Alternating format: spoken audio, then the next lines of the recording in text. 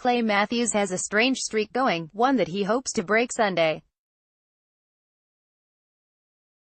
The Green Bay linebacker has been flagged for roughing the passer in each of the Packers' 3 games, and 2 of those penalties appeared to many observers to be normal tackles.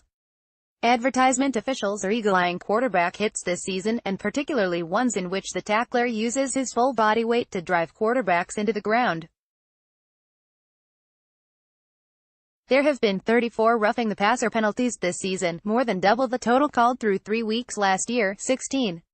It's ridiculous. Cleveland defensive end Myles Garrett told reporters this week, "I feel bad for Clay Matthews. He just can't win at this point right now. I mean, I'm going to take them down how I have to. It isn't just Matthews. All over the league, players are drawing those flags." Miami defensive end William Hayes suffered a season-ending knee injury last week when trying a pull-up on a hit to Oakland quarterback Derek Carr. Fellow Dolphins defensive end Cameron Wake said the league should acknowledge that, when it comes to caring about injuries, all things are not equal. "Just tell me, listen, we're going to protect quarterbacks differently," Wake told reporters. "Just be blunt about it. Not, we care about your safety, because you don't care about my safety.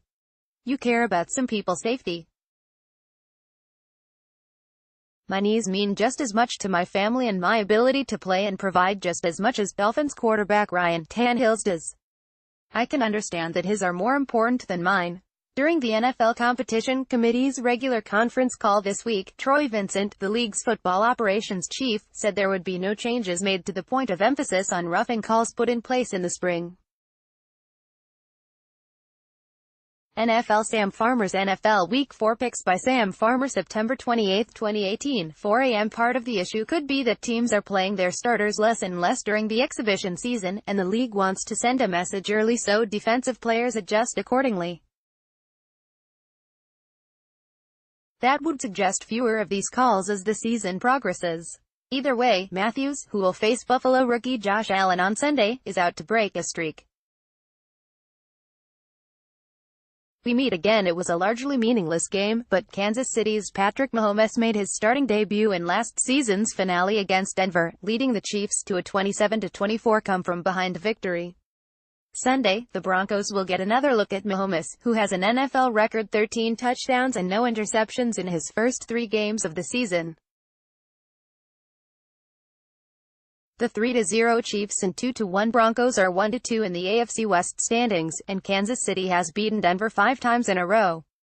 Every game one go in, I know that the defense is going to have some surprise they're going to try to throw at us," Mahomes told reporters this week. "I know that defenses in this league are good, and that defensive coordinators are going to try to find ways to distract us and keep us from doing what we do. The Chiefs have scored on their opening possession in each of their games this year. Then again, that's a microcosm of recent seasons. They tend to start fast, then fade. Mahomes is hoping to change that. Advertisement just wins, baby. The Raiders are just the second team in 20 seasons to get off to a 0-3 start despite leading at halftime in all of their games. The pressure is mounting on $100 million coach John Gruden, who traded the team's best player, defensive end Khalil Mack, just before the opener. Chargers no being favored Sunday means nothing by Jeff Miller September 29, 2018, 9:20 a.m. It's justifiable, Gruden told reporters in reference to the growing impatience. "I have a pretty good idea of what this business is all about. But I'm also realistic. I'm also very optimistic. I'm going to continue to work hard. I think I have as good a coaching staff as there is in football. The results will happen. Good hands, people." One of the remarkable aspects of the Rams and the rise of Jared Goff is the job general manager Les Snead and others did in restocking the shelves with receivers, even when it seemed the club didn't have the salary space or draft picks to do so.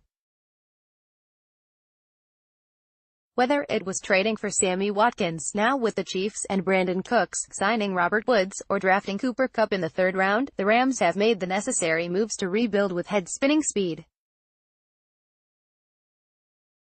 Cooks, Kupp and Woods all caught more than 100 yards in passes in Thursday's win over Minnesota. When you sat down with Sean McVay, you knew he was the difference maker, Snead said of the Rams coach. He would create a difference-making scheme, a difference-making environment for Jared to evolve. Now it was on us to fix the skill, get the players that let him be the scientist that he is.